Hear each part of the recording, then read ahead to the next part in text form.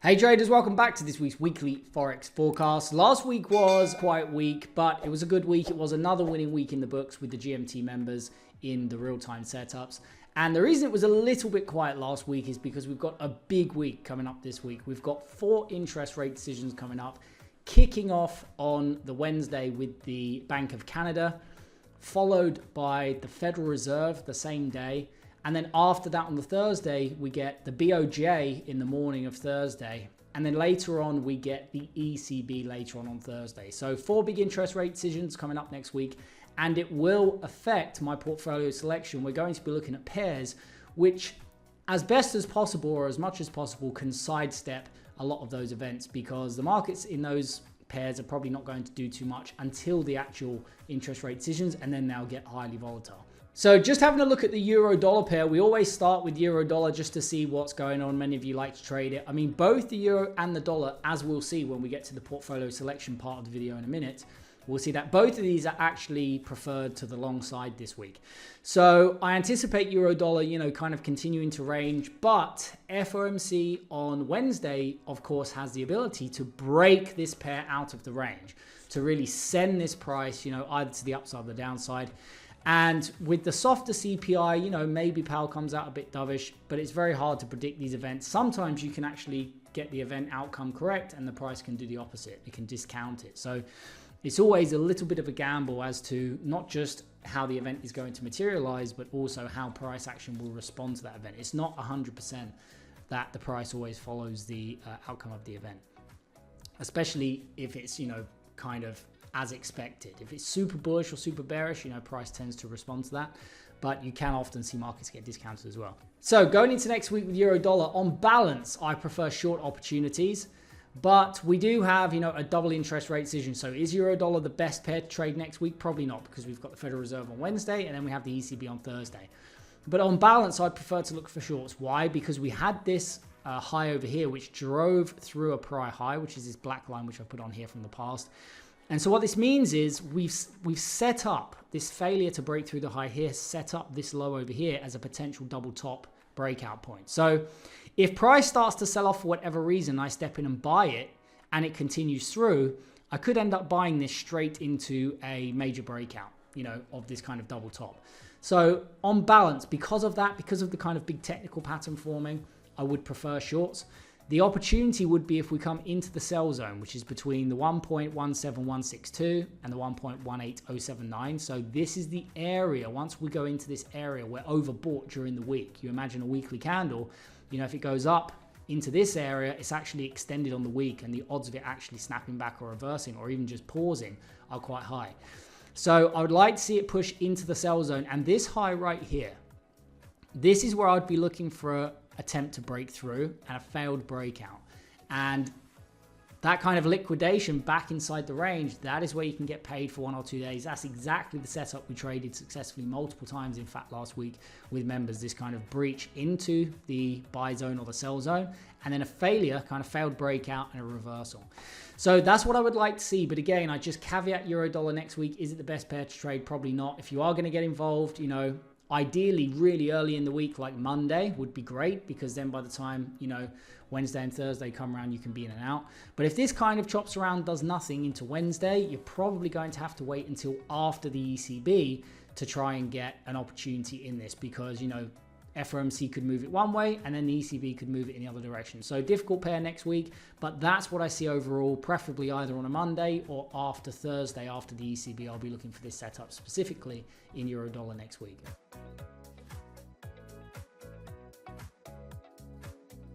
Okay, so moving on to the portfolio selection, and the Swiss franc sits really as the #1 long going into next week. It's been the #1 long thing. We actually saw a little bit of franc weakness last week, but again, as the franc weakens, that's the opportunity to step in and buy the dip, essentially. That's what we're looking at here.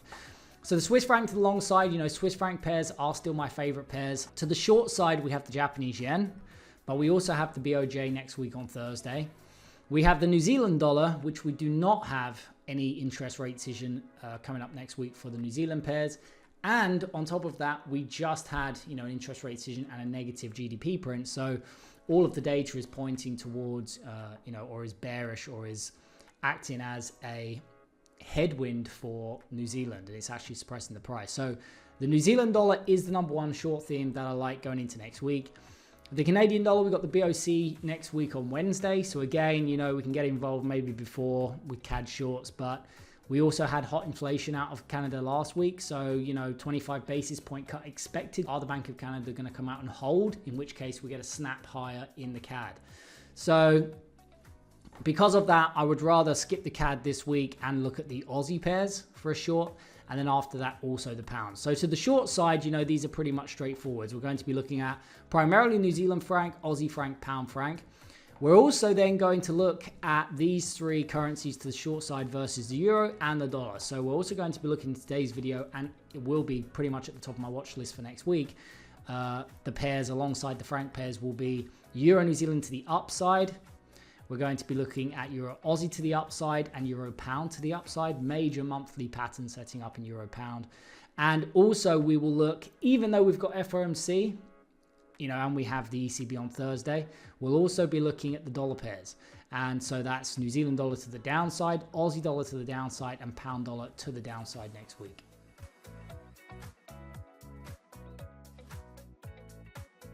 Okay, so quick look at crude oil. We look at crude oil every single week before we look at the Forex pairs, but crude oil has been a good short to the downside. Last week, we had US sanctions on Russia, and it caused a big sharp rally in crude oil. Now, this kind of bounce off the lows is, you know, this hasn't yet reversed the trend. It's still kind of a short, but next week I would leave intra-week shorts because the problem here is this is quite strong momentum and it suggests another leg up. I wouldn't necessarily want to buy it, even though it's suggestive, not guarantee of, but suggestive of another leg up when you get this strong momentum. But it does kind of seem to suggest that, you know, I wouldn't want to buy it because overall it's still kind of bearish, but with a catalyst and with some momentum, you know, I would leave the intra-week stuff. So specifically next week, what I'd like to see is crude oil enter the sell zone, which is above the 64.95, and trade into these highs over here. This is where I will consider, assuming we're not ramping up really strong, you know, and we get another kind of round of really, really strong momentum. Ideally, what I want to see is I want to see it chopping into here. So it kind of pushes up, sells off. It makes another high and it kind of does this. It makes another high, it kind of does this. If it does this all the way up into here, this is where I will start to consider, you know, a 1 or 2 day reversal. If we're kind of lacking momentum, you know, we're kind of getting tighter and tighter. If we get this, you know, if it kind of does this and then comes up, you know, almost straight and then kind of consolidates here, you know, then maybe we'd be looking at another leg up because you've got strong momentum. So I'd like to see it kind of chop and swing and kind of be loose kind of price action into these highs. If it does that next week, I will consider looking for a double top kind of head and shoulders pattern for a 1 or 2 day reversal back inside the range. But that's the only setup I'm really interested in crude oil next week because of the catalyst and the sanctions that were placed on Russia last week. So I'm looking to be short, but it's cautiously, and I would really like to see it turn overbought during the week before I started to get involved in any shorts in crude oil. Okay, kicking off the watch list with New Zealand Franc. Now, New Zealand Franc didn't really do too much last week. It just kind of pulled back and it's just kind of holding its moving average. So what I'd like to see is, because it's above the moving average, I'd like to see this continue and just counter trend. So now it's broken above the moving average. It's kind of forming this counter trend like this. You can almost draw this kind of imaginary line on back to the top of the channel. And so I'd like to see this come up and breach the 0.46225. This is where we turn overbought during the week. And there is a really nice high. There's actually a double high just here, which is kind of right in the middle of the sell zone. So if we can come up, and especially if we kind of come up almost sideways towards the end of the week, we could actually push into both this prior high and the top of the channel over here. This would be a great place in the sell zone next week to start to look for 1 or 2 day reversal and breakout. Because if you trade into the sell zone, you know, the maximum, you know, you're probably going to come back is about halfway. If you trade into the buy zone, you know, the maximum you bounce back is probably about halfway. Sometimes you go from one zone to another, but you have to have some kind of, you know, tariff announcement or huge volatility. So if we trade into the sell zone, I will be looking for that 1 or 2 day reversal down.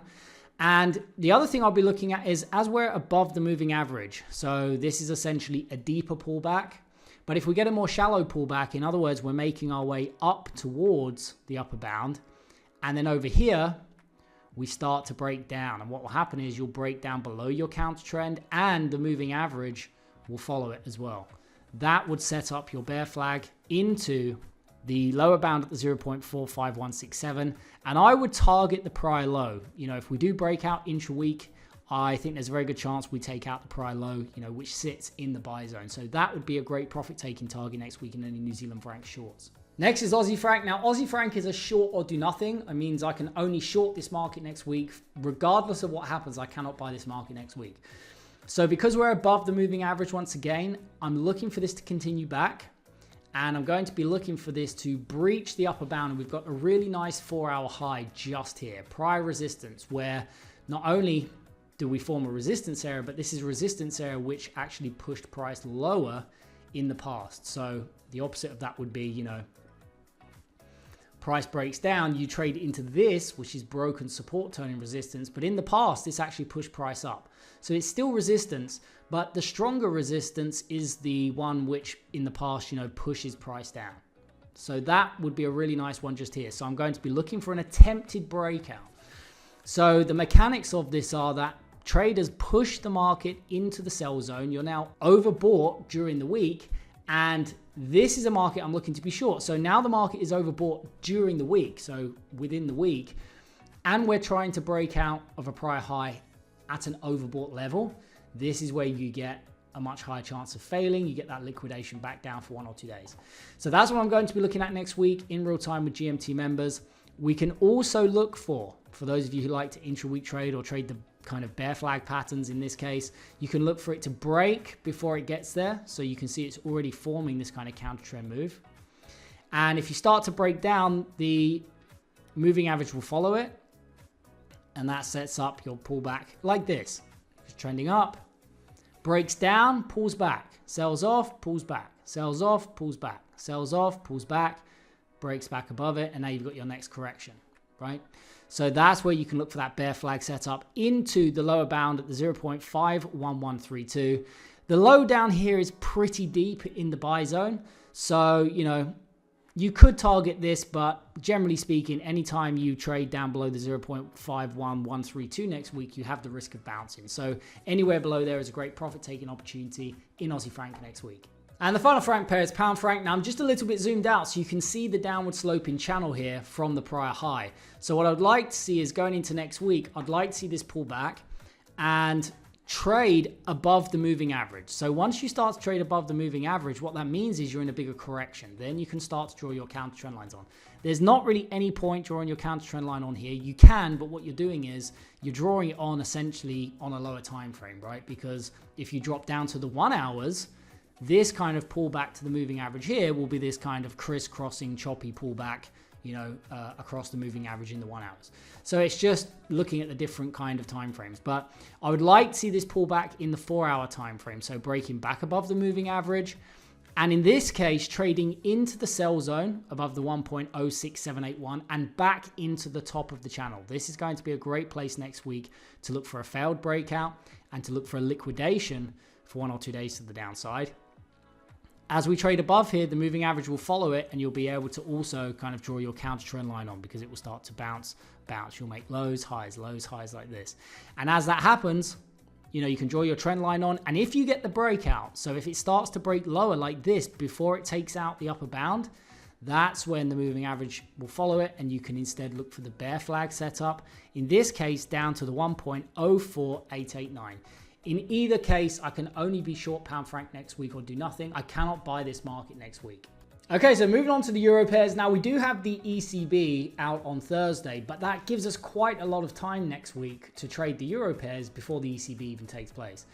So what I like about this is when you have an interest rate decision, especially if you have one kind of late on in the week or a big piece of news coming out later on in the week, for that given currency pair or the currency pairs with that specific currency involved, the markets tend to just kind of chop around. They lack direction. So if they turn overbought or oversold before the actual event, it usually reverses and it actually sets up quite nice reversal plays into the event itself.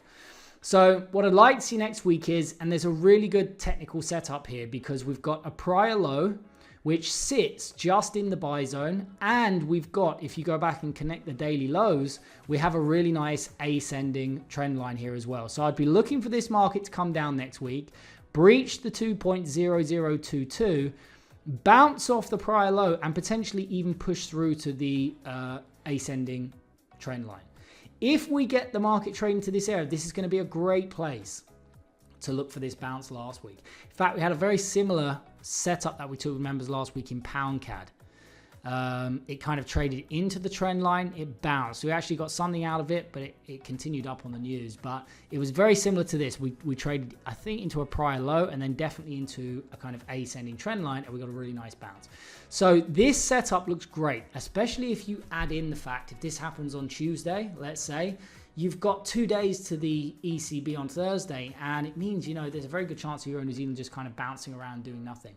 So I really like that heading into next week. You can also look for the breakout, but if you're going to look for the breakout, what you probably need to do is wait until the ECB, you know, after ECB, maybe even after, you know, FOMC, but at least FOMC, potentially even wait for the ECB. You know, if it does nothing, and then you get the ECB decision on Thursday, and then what you see is instead of taking out the lower bound, it just breaks up like this. You see that first move, it rockets, and the moving average tends to follow it. It consolidates. That second move, that follow through, that's where you get a really nice bull flag or bear flag setup after the news event takes place. If you get a bullish, you know, Euro catalyst, in which case this would be the high right here that I'd be looking to book profits on because it sits in the sell zone. So there's a very good chance that price comes up, hits this, and at least, you know, for a couple of days pulls back. I mean, you can see over here, it could actually be even deeper pullback. So this prior high in the sell zone is going to be a great place for profit taking any long opportunities in Euro New Zealand next week. Next is EurAusd. So EurAusd is quite straightforward one. Again, you know, I'd like to see this come down before Thursday and as early as possible. Monday or Tuesday would be perfect. We get a sell-off, we come down, we trade into the 1.75883, which is this low. We may just kind of poke through and take out this low as well. If that happens, this is the area I'm going to be looking for a 1 or 2 day reversal to the upside next week in EurAusd. If we start to break down and we just chop around into Thursday and do nothing, that's when you can look for the breakout. Now, I can only buy this market or do nothing. So if we get a kind of bearish outcome for the euro on Thursday, I can't step in and short this market. It doesn't matter. So if we get the bullish breakout on the actual event itself, you know, you can look, this will be a counter trend line like this. You get the breakout, the moving average will start to go through the trend line as well, and then it will consolidate like this. That would set up your bull flag after the ECB into the upper bound at the 1.80252. Again, this high is quite deep. It's quite close to the second upper bound. Usually you won't take out the second upper bounds unless you have a weekly catalyst, because what this is telling you is the market next week is unlikely to trade outside of this blue level and this blue level with roughly a 70% expectancy if you add in all the portfolio selection and everything else. And these gold levels with a 95% expectancy. There's only a 5% chance that the market is pricing for this pair to close outside of these levels next week. Hence why that becomes extremely overbought, extremely oversold, overbought, oversold. So that's what I'll be looking at, those two setups. If you do get, there is a third setup you can look for. If you get a really bearish outcome on the ECB and it sells off all the way to here, you can look for a potential bounce, you know, on a bearish outcome from below here. So just bear in mind, if you have a news catalyst, you can get to these gold levels. So if you're not in and out of the trade before the ECB or FOMC takes place, because FOMC will affect, you know, all of the pairs as well, just bear in mind you can see real volatility off of those events themselves next week. And the final euro pair is euro pound. Now you can see this major monthly pattern setting up. It kind of started all the way back in August. And what we have here is, I mean, this black level is actually from a prior high, which this tested, and it's holding, it's a major high. But actually, you know, you could take the pattern from this high. But if you take it just since August, we're seeing a pattern, which is a bullish pattern called an ascending triangle. It's where you have a flat top. So the price comes up and it's attempting to take out the high, and then it pushes into the high again. And what happens is you get a kind of flat kind of top here where price keeps testing and rejecting from, but at the same time you're making higher lows, higher lows, higher lows. So you're building up all this buying pressure, and then eventually this tends to break out with real momentum to the upside. So the setup going into next week is quite clear. If I just zoom in here, I can only be long this market. I cannot sell this market under any circumstances whatsoever. So I would ideally like to see this chop around before the ECB turn over, in this case sold, because I'm looking to buy it during the week. And what it would do is it would kind of give a false breakout of the ascending trend line. It would take out prior lows over here, which act as support. And then this kind of recovery back inside would be a great opportunity next week. So that's what I want to see. I want to see it come down, trade through the ascending trend line, through these prior lows. And that's where I'll be looking for sellers to get trapped and that liquidation back to the upside. And actually, you could probably hold on to that for the bigger breakout, to attempt it. The second thing you could look for here is the kind of intra-week breakout. Now, we're sitting right at the major high of 0.87380. So ideally, what you'd like to see next week is for this to continue up and kind of sit, around here like this. And the moving average will just do this going into the ECB. If it does this, if it sells off into Monday and Tuesday into this area, then I'll step in and buy the dip. But if it just kind of consolidates, especially above the 0.87380, and then you get a bullish outcome, that's where you get your counter trend breakout. You can look for the pullback and you can look for the next leg up. And just bear in mind, you would have the wind in your sails in the higher time frames with any kind of bull flag set up here post ECB because of the major pattern here, which is breaking out. It's a monthly pattern. So I do think we're going to see a big breakout in euro pound fairly soon. Will it happen next week? We could sell off and get chopped about and go back inside this.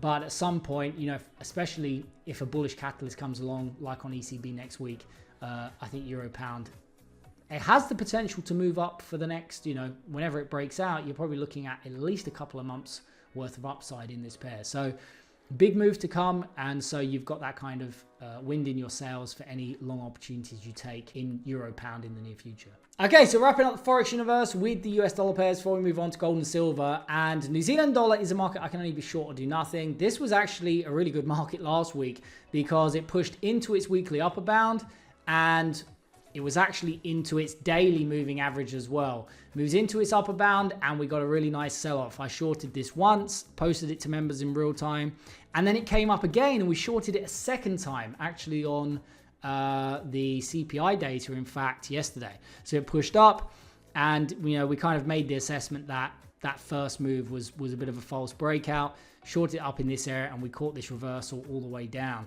So New Zealand dollar last week was actually a really good pair to trade to the short side, even though you can see it didn't do too much. It just kind of chopped around.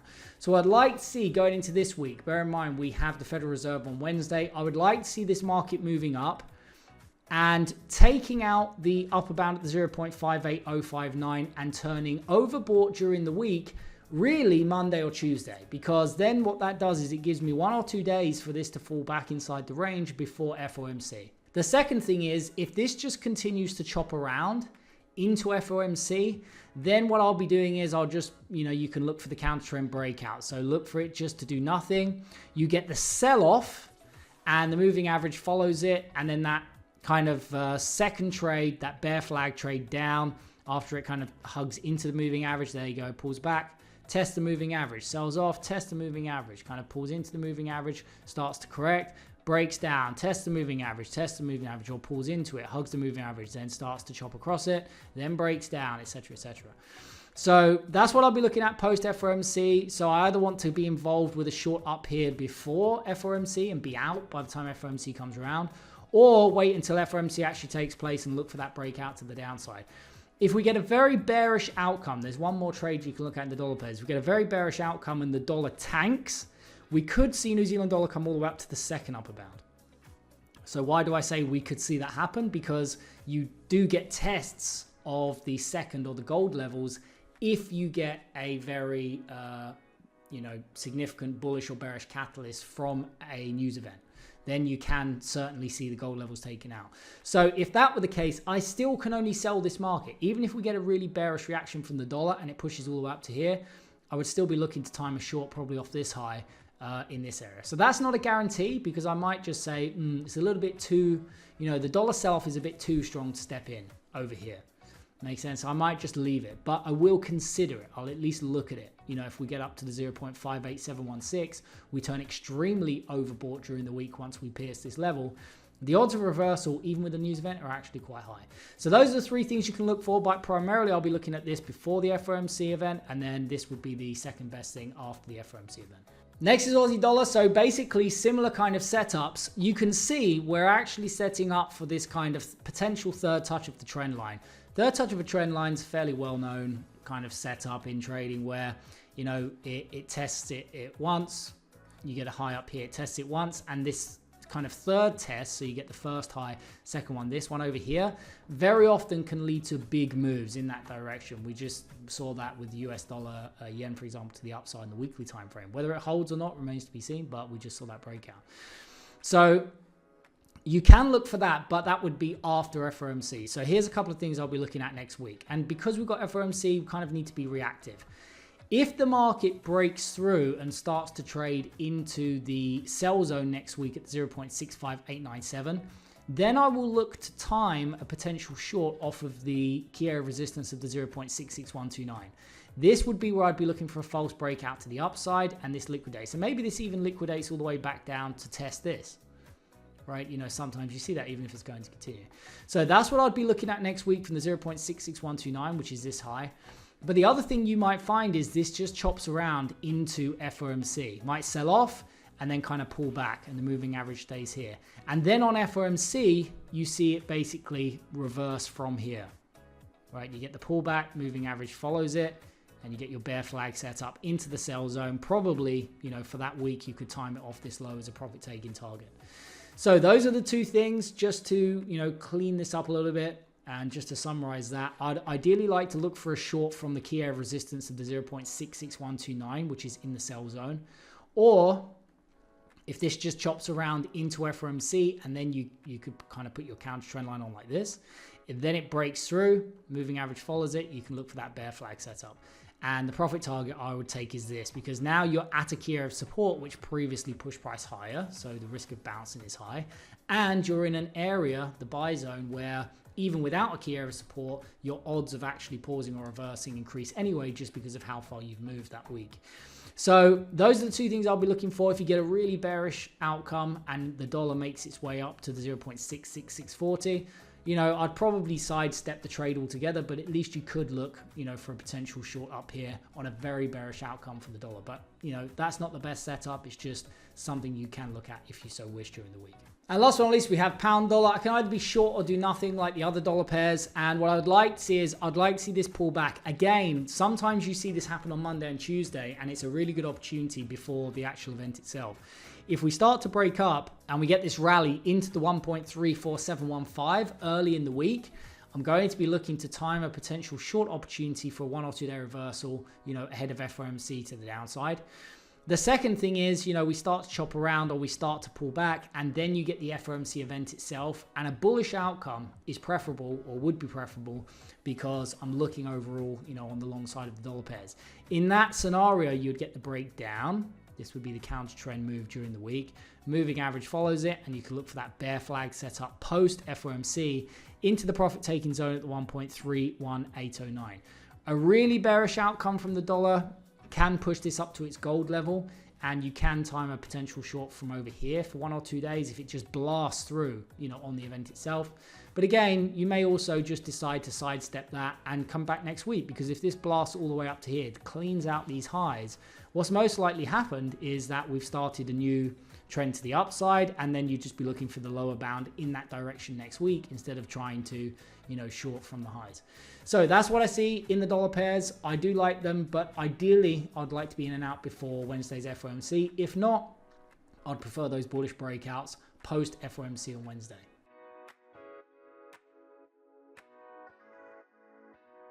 Okay, so wrapping up the video with gold and silver, and the bubble has of course burst. It has popped in both gold and silver. Doesn't mean, you know, gold can't go to 10,000. I'm not saying that, because I do think, you know, they're going to keep debasing the currencies, and you will see, you know, gold and hard assets going higher and higher. But for the time being, you know, maybe even for, it could be for, you know, at least the next 6 months, if not longer, we are likely to see gold just chopping around. So we can see quite clearly, you know, this shouldn't be a surprise because quantitatively we've been looking at this. The markets have to pause and correct. They have to. Markets do not move in a straight line. And so we've seen this now kind of, and as it's popped, it's getting very volatile. I mean, look at these kind of up candles. You know, they're quite small. Yes, there's many of them. It was a strong trend. But look at the down candles we're having. I mean, they're kind of, you know, this over here in a 4-hour candle is taking out, you know, maybe 10 or more over here. So very, very wild swings. However, on balance, I would still be looking to potentially buy the dip in gold, just because I think the sell-off is, you know, so strong so far that yes, it does have to come down, pause and correct, but it's actually quite a bit off of its highs. You know, last week was kind of the week to be careful, and we did get this kind of really big sell-off, but a lot of the liquidation has come out of this. So even if it's going to chop around and move sideways, I mean, gold is not going to, you know, it's not going to straight line down like this. Highly unlikely that happens. Now it's kind of popped this run up. It's most likely to come down, bounce, kind of push higher, sell off, push higher, etc. So any kind of move down below, in this case, the key area of support, which is the 3953.390. This is where I'll be looking tentatively, because it's a very volatile market as it's currently being traded, but I'll tentatively be looking for potential buy the dip opportunity. And I will be looking for a 1 or 2 day bounce back inside the range from this level. You know, the sell-off is quite bearish. So I would personally only be looking for a bounce. I don't think, you know, if we do break out, maybe we come back up to the upper bound, maybe. But it's a little bit risky, you know, because at the moment we've got this sell-off and we're consolidating. So actually the next leg, you know, is most likely to the downside. So in gold, only next week, I'm really interested in this buy the dip opportunity below the 3953.39. And last but not least, we have silver. Now, the bubble has also popped in silver. We had the big leg down last week. We've had some huge volatility. We're going from about 54 to about, you know, we could even come down to 46, 45.